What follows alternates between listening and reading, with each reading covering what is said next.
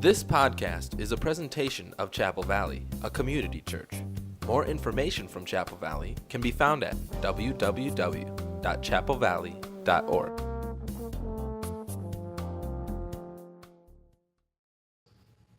All right, this week and next week, I want to just talk about the harvest and what's up.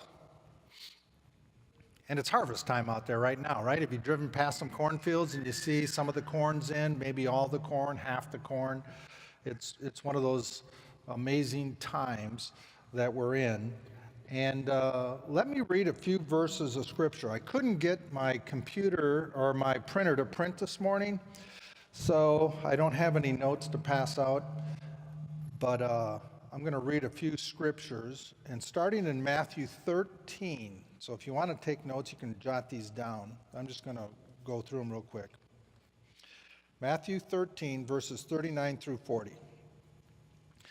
Jesus was speaking about the sower and the seed is going on. And he said, the field is the world. Good seeds are the sons of the kingdom, but the tares are the sons of the wicked one.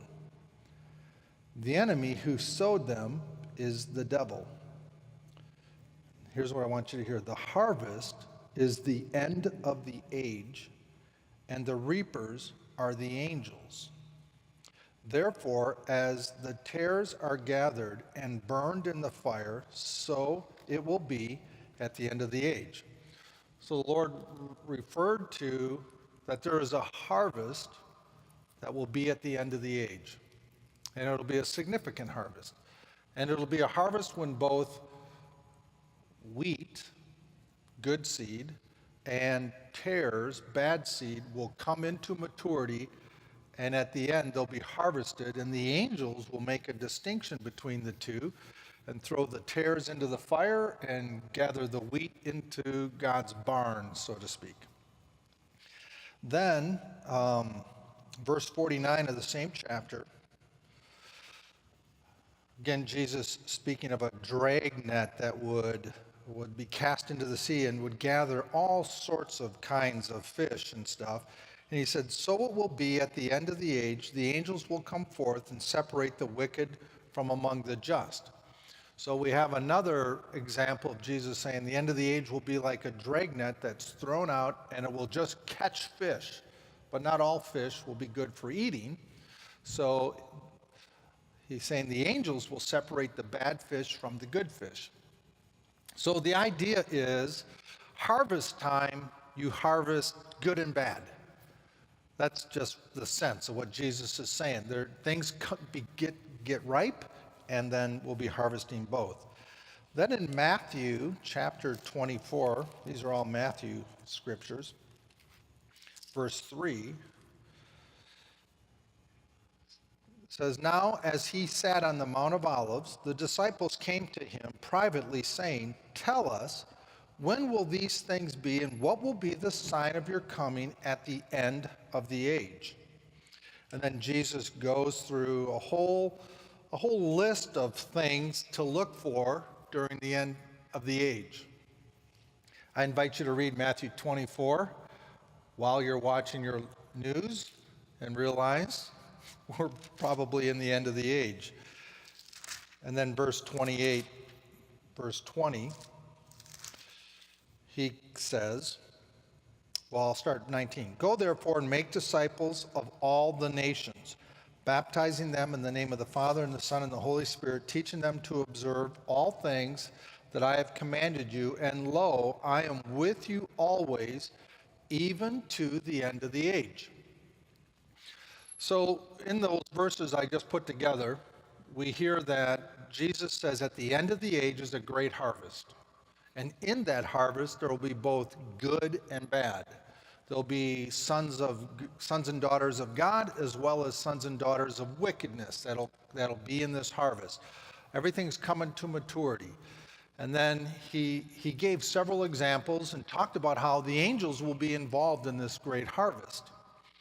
And then he promised his disciples, now go out, start making disciples, and I will be with you until the end of the harvest until the end of the age. I will be with you. So the Lord is working with us, and that there is a great harvest that he anticipates gathering in. So we're good so far, right? I mean, it's just, many of us know this, many of us have kind of considered those type of things. Now, let me add to that now just another perspective a little bit. Matthew 9:36. This is Jesus, and it says, "But when he saw the multitudes, he was moved with compassion for them because they were weary and scattered like sheep, having no shepherd." So Jesus saw the multitude, and on the heels of that, he's going to say, don't say 4 months and then the harvest. I'm telling you, the harvest is ready. So we have two things going. One is the end of the age, that there is going to be this great harvest, and yet every day there is a field that is ready to be harvested right now. So don't wait until the end, but know that at the end things will ramp up. But even now, there are those in your sphere of influence that are ready to be brought into the kingdom of God. And we know that both of those are true. And things ebb and flow.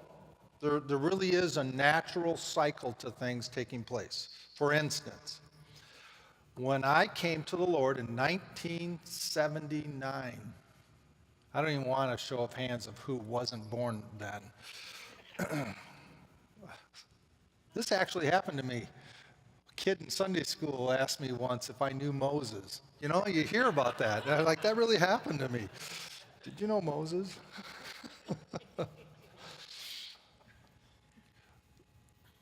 When I came to the Lord, I was on the heels of a movement that God had done called the Jesus Movement. And many people were coming to the Lord. The church really wasn't ready for them. There were several, when I say several, I'm probably referring to 100 Foursquare churches that actually were birthed and grew because of the Jesus Movement. And then there were a lot of churches that wouldn't accept the type of people that were getting saved into their churches, and so they missed what God was trying to do. Some of us are aware of that, right? So what had happened was you had a bunch of hippies who came to the Lord, and they came to faith. And oftentimes the gospel spreads the same way a virus does, by contact. It doesn't necessarily leap.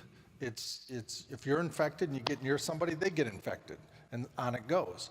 So God just saw fit to move into the Jesus, into the streets where we had such a hostile encounter of people protesting the Vietnam War, and there was a lot of drugs, and there was a lot of free sex and things that were going on, that God saw fit to move into that arena and salvage out of that a great harvest. And it really was a tremendous move of God. Thousands upon thousands of people came to the Lord, and really came to the Lord. And then discipleship started, and we have I would say it was probably at a time like that the Vineyard movement got going. Really a whole another aspect of the Foursquare Church got going. There were other independent churches, Calvary Chapel and some other churches that really started out of that harvest that came in at that time. So even though there was a move of God, there was always a time when people were being harvested. There's always somebody next to you. So the Lord is saying, don't look to the future and just wait with your hands folded that God's going to do something. Be busy now, but also know that there are seasons when God is going to do something. So in other words, run 4 miles every day, but there's also going to be races that you're going to enter that will actually tax you. Even though you're exercised and fit, there will be occasions where you will be stretched beyond what you're comfortable with. And I think that's what Jesus is saying if we take the whole package of what he's talking about. So I want to bring this up because I can't escape the fact that I really feel that not only is it harvest time and we should appreciate that, I actually think it's about to be a season of harvest that sounds really intriguing, but I don't know that there's ever been a move of God that hasn't actually caused the church to recoil in response to it. It's never comfortable. That's my point. I remember one pastor, Roy Hicks Jr., he loved the Jesus movement. He built a church, a massive church out of a bunch of hippies. And the Lord came to him and said, I'm going to change who comes to your church now. And he says, I'm going to send in blue-haired old ladies into your church. And he's like, I have no idea how to relate to blue-haired old ladies. And the Lord says, they're coming. And it was about 2 weeks later. He actually resisted it, and he was doing his hippie thing. And a blue-haired older lady, he said she was just dressed wonderfully, came up and says, I just love it here. I want to be a part of this church, and I have a lot of friends that I'm going to bring too. And he's like, no, don't come. And she did. And just how things changed up and that there was another harvest field. So he benefited from the move of God, but also the Lord opened doors for others to come. I just want us to catch the sense that that is very much the Lord. Now, I shared a couple years ago a dream that I'd had that I recall often. And in my dream, I was in my garage. And as I was in my garage, I was doing my thing. The garage for me, my garage is my time off fixing things. That's my therapy room. Some people might read a book, whatever. I go to my garage, grab a board and cut it and nail it and glue it and saw it and measure it. That's what I do. That's my garage. And so I was in my garage, and I knew what that meant. What that meant was I was in my free time, and I turned around, and a person was standing there. I don't know who they were. And this person says, I need prayer. And I'm like, okay. And so I, real brief, asked them, what do they need prayer for? And they says, I feel like I'm lost and I need to know the Lord. And I said, oh, well, we can take care of that. So the two of us prayed. I remember putting my hand on his shoulder. It was a guy. We prayed, and the lights just turned on. He was just so excited. He came to the Lord. And we were just looking at each other, and when we turned, there was another person there. Just showed up in my garage. And we looked, and the person goes, I need prayer. What do you need prayer for? Well, I'm lost. I need to know the Lord. And so I said to the person I just prayed for, I go, why don't you pray for them? And that person kind of realized, well, I don't know that much, but okay. And so they prayed for them. We all had our eyes closed. I don't know why, but we just did. And when we opened them up, there was a line going up the sidewalk, coming up my driveway, and there was a line of people coming in. And I realized it went from 1 to 2 to hundreds, that fast. And I also realized that every person who had just had an experience with the Lord needed to be a person who would make available an experience for someone else. It had to turn over that fast. And I woke up and I said, Lord, I'm a little intimidated by that because they're all coming in my garage. And I felt like the Lord said, yes. What I'm about to do will absolutely crowd your life, but it won't move into your living room. And what I realized by that was, which is not necessarily true because that's where the church office is now, is in my living room. But what I realized he meant by that was, it won't overtake your life to where you still don't have your core personal life. And I still do. But I understood that it is no longer life as usual. And I need to get comfortable with that because, in fact, this is what we've been born for. This is why you and I live right now.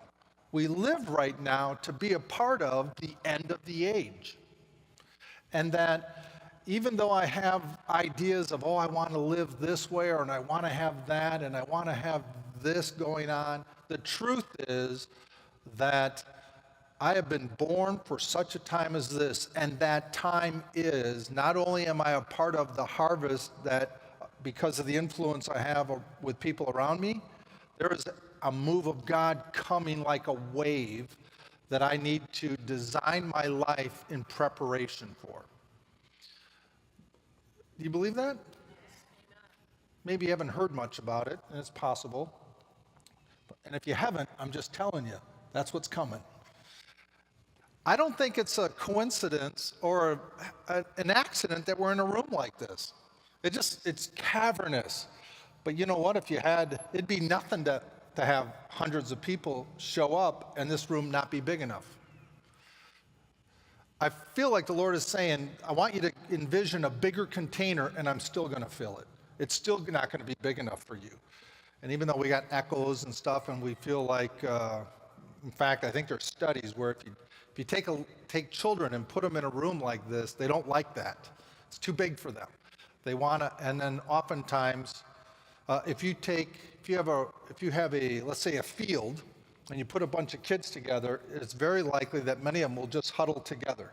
But if you put a fence around it, they'll all walk the perimeter of the fence. As long as they know they have boundaries, then they're more comfortable. But if they feel like they're exposed, they huddle together. And there's kind of that tendency. If we're in a big room like this, although you guys are all willing to spread out, so. But the idea of, I think the Lord gave us this cavernous experience to let us know, as an affirmation, that in fact is coming. And it really is. I believe that with all my heart. So it's fun. It'll be celebratory. It'll be a great experience. But our personal lives are about to be shaken. But it's for good. It's what you've been born for. And it's what you want to live for. Which makes me want to say, and I'll probably talk about this a little bit next week, is we need to be in a place where we can handle something like that. And I'm not talking about the church structure per se as much as I'm talking about you. You be in a place where you can handle that. Because what you don't want to do is say, I don't like the kind of people that are getting saved. I don't like hippies, so I'm not going to bother with that. I don't like the person coming up my driveway. It doesn't matter. They're people, and the Lord's sending them to you. But He's sending them to you. It's not, can Chapel Valley process people as they get saved? The question is, can you process people when they come up your driveway? Can you? Do you have a way to make disciples out of the next person that comes up your driveway? Because they're probably not coming to church right away. They're coming to you. So do you have materials? Do you have a sense of orientation on how to bring them to the Lord? You don't have to be a rocket scientist. You just need to know the Lord a little bit and then share with what you know. There's a good chance that you might have to have them over for dinner.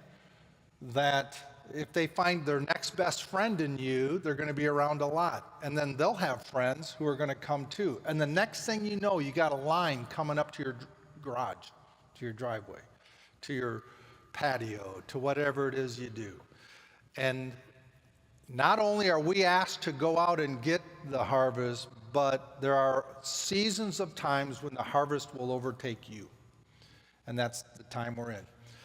Now, I had a friend, he would still be my friend, but he's moved away, and I haven't talked to him in quite a few years. He attended church here when I attended church here. And he was a farmer. And it was funny. It was just a great family. They had strong values. For instance, they would never work on Sunday, no matter what. They're farmers. And if it was harvest time, when they were bringing in the harvest, they would work up till Saturday night, and then Sunday they would not work, and then Monday they would start. And if it rained all week and Sunday was the only sunny day, they would not work. In fact, if they were traveling, and he told me this, they were coming through South Dakota, and he says, we could have made it home, but we would have had to have bought gas on the way home, and we would have had to have caused someone else to work on a Sunday, and we didn't think that was right. So they got a hotel room, for Saturday night and stayed until Monday morning and then continued home.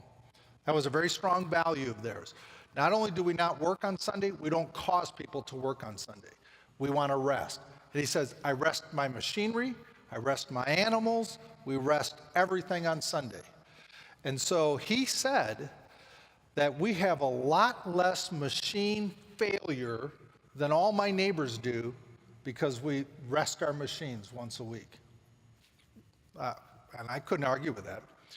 So anyway, one particular year, it was harvest time, as it was every year. And I asked him, I go, how's your harvest going? He says, it's going great. We just have a bumper crop.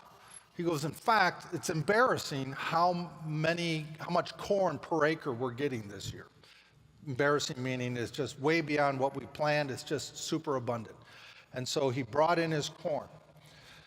And I said, well, it's kind of raining out there. How are you doing? He goes, oh, no, we're just out harvesting. We're not letting the rain tell us not to harvest. And he goes, in fact, I have neighbors that have brand new equipment and they don't want to take it out into the muddy fields. So they're hiring me to do it. So not only did he bring in his own harvest, but because he was willing to be in the mud and take his equipment that didn't have breakdowns, he would take his equipment into the neighbor's field and harvest their harvest. Because they didn't want to take their fancy stuff into the mud because it would probably break. So they were intimidated by going out and harvesting their own harvest, but he not only harvested his, but he would harvest theirs. And I think that that's probably a fairly good allegory to if we're stuck in this is the way it needs to be, we probably could miss the potential of the harvest. But if we're willing to just roll up our sleeves, get out and do our thing, there can be a tremendous harvest. And I really think that that's true. How about you? I feel like I'm really talking to a church that probably has some sense of understanding what I'm talking about, so I'm assuming that you do, and that's probably not a very healthy assumption, but we're in the midst of an opportunity that the Lord has before us.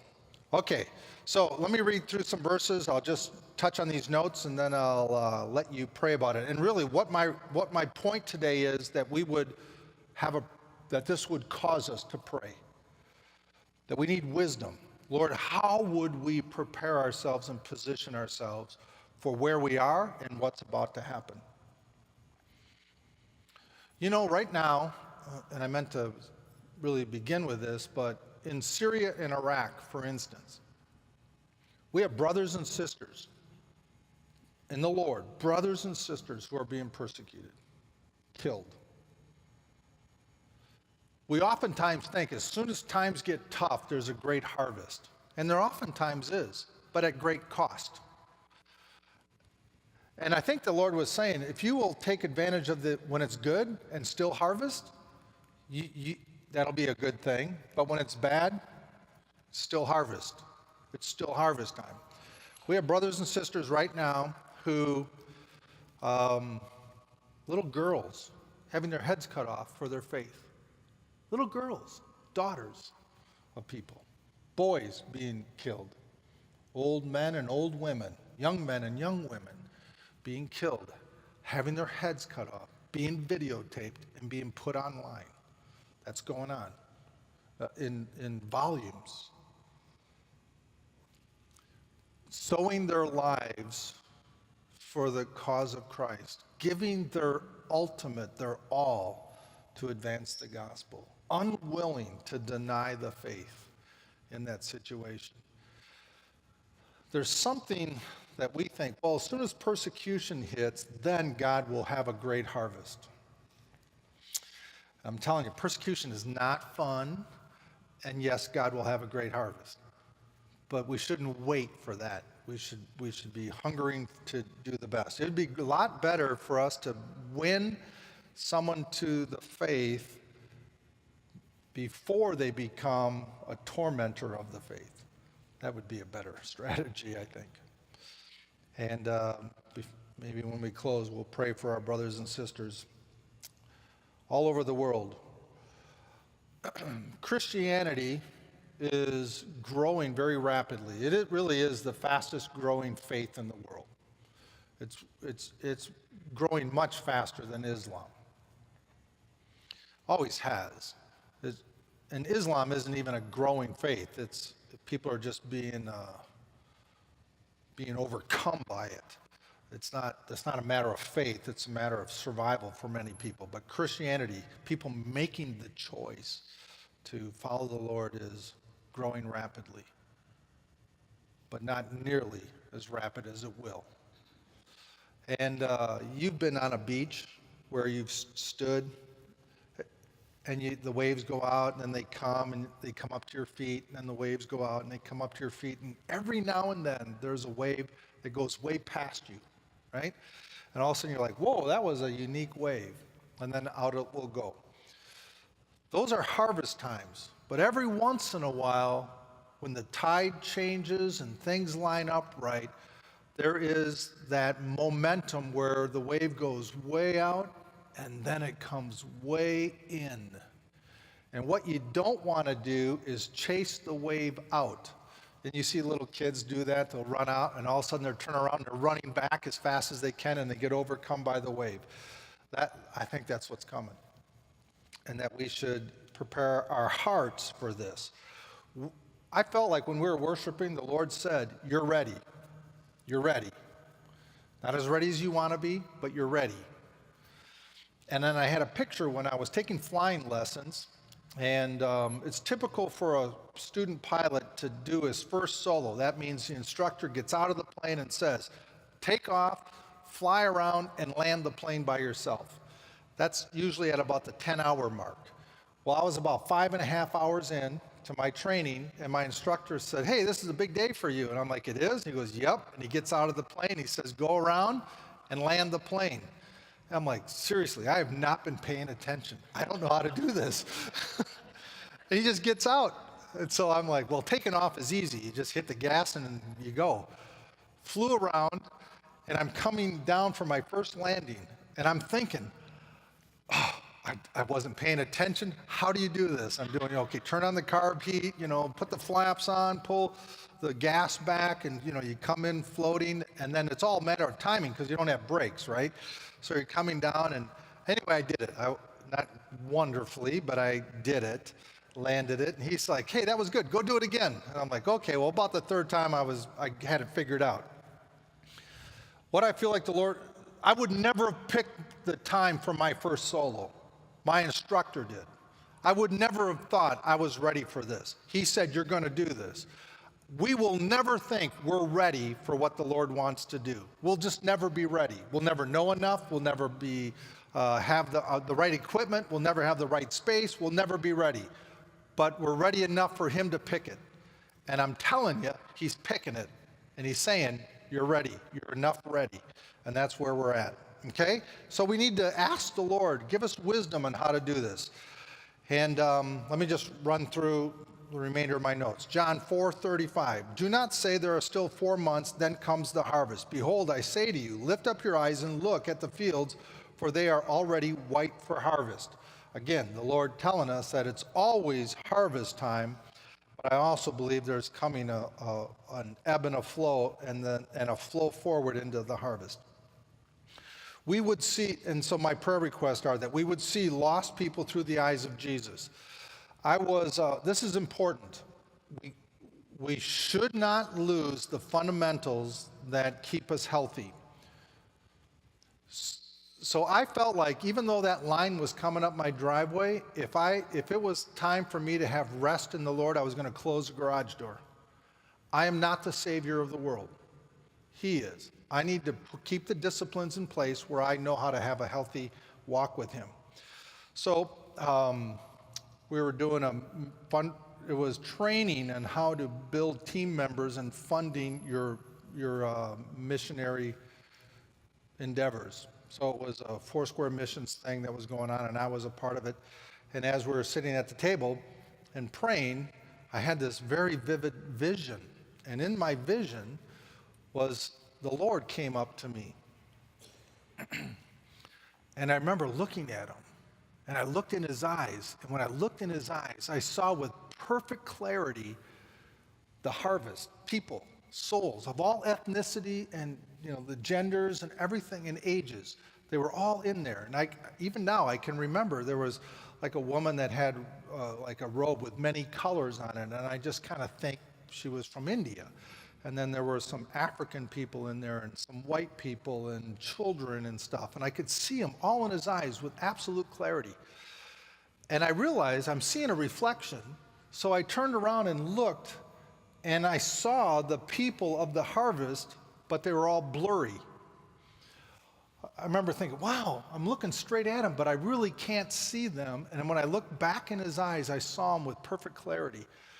And I felt like the Lord was saying, if you don't see them through my eyes, you'll never see them. That you have to look at me in order to see the harvest. So the first order of business is fix your gaze on me, not on the harvest, because we'll be overwhelmed by the need of humanity. So we look to the Lord. See lost people through his eyes. Then he says that we would pray that we would do the work of an evangelist, as Paul charged Timothy, that we would be watchful in all things, endure afflictions, and do the work of an evangelist, fulfill your ministry. That we would no longer categorize ourselves like, well, I do this, but I don't do that. When the time comes and the waves come in, we just do. We do what we need to do. I can still stay in my sweet spot, but at the same time, I need to recognize that I can do what I need to do. When I worked construction, I learned on the first day, never be seen by your boss or whoever was supervising you. Never let them see you doing nothing. Just doesn't even matter what you're doing. Just don't be seen doing nothing. And I figured that out. And so there was times when I would see, I was like, oh, the truck's coming up, it's the boss. And everybody's standing around talking. I would grab a shovel and I would just start grading, because we were pouring concrete, and I would just start grading some stones. And so I was the only one seen working when he pulled up. And then he'd come in and he's like, what are you guys standing around for? And then, but not me, he wouldn't yell at me. It was so true that I got 3 raises before I got my first paycheck. Never be caught doing nothing. Just do something. You can just find something that needs to be done and do it. You've seen the person who's standing around and someone's working, they're like, and then they've just spent a lot of energy being unuseful. Do the work of an evangelist, that we should just exercise ourselves and just be doing something because the supervisor is in town and we want to be. And you would say, well, and we're in a culture where if you're not an expert, you have no right to do anything, right? You never see anybody on a talk show or a morning news show unless they have 5 credentials after their name, because they need to be an expert. That way we can believe what they say. They don't know anything more than the person on the street, probably less, because there's living theory. We don't need to be overcome by our culture that says you need to be an expert before you have something to say. Keep going to school, keep getting more degrees, keep taking another class, keep getting more training before what? Before we ever step out and just say, can I pray for you? We can step out. God's entrusted us. We're ready, even though you don't feel ready. And then it is important for us to pray, I believe, that the Father would draw the hearts of people to Jesus. No one can come to me unless the Father who sent me draws him, and I will raise him up on the last day. Here's what I think that means, and I'll end with this and we'll pray. I have a lot more notes, but I'm learning new disciplines now. No one can come to the Father no one can come to me unless the Father draws them. Here's how, I think there's a lot there, but here's what I want you to hear. It's the message of Jesus Christ that brings people to Jesus Christ. It's not philosophies or stealth tactics, or if I just live a good life, that'll be a witness to them. It's the message of Jesus Christ that draws people. sooner or later, his name needs to be on our lips. Not in a threatening kind of way or an ultimatum kind of way. People just need to know, where does this goodness come from? It comes from the Father through Jesus Christ. And when we share that or give a testimony on, it's if I were to say in this day and age, well, God really blessed me, the person listening to me will put the name of their God on your testimony, unless you do. And so we want people to come to faith. We need to put the Savior's name out there. Not, again, it's your testimony. You have a right to it. So, I'll close with this. What I really want you to hear is the opportunity that is at hand. I don't know that we have to contrive anything. I don't think we have to, we just have to be about the Father's business right now. So I want you to consider, Lord, how is my life lived that will open the door for a stream of people to come to faith through me? Am I in position? Am I caught up with the cares of the world? And am I encumbered with many things? Or is there a simplicity to my life that you want me to rediscover so that I can be in position? And then, Lord, what resources should I have available so that when people start coming up my driveway, I can not only bring them to faith, but help be a part of the discipleship process with them? That we would ask those questions. And I think we're in that time. And I ask that all the time. Kim and I are praying about our house, our situations, and how do we align everything about us to maximize the opportunity, knowing that we have been picked for such a time as this. This podcast is a presentation of Chapel Valley, a community church. More information from Chapel Valley can be found at www.chapelvalley.org.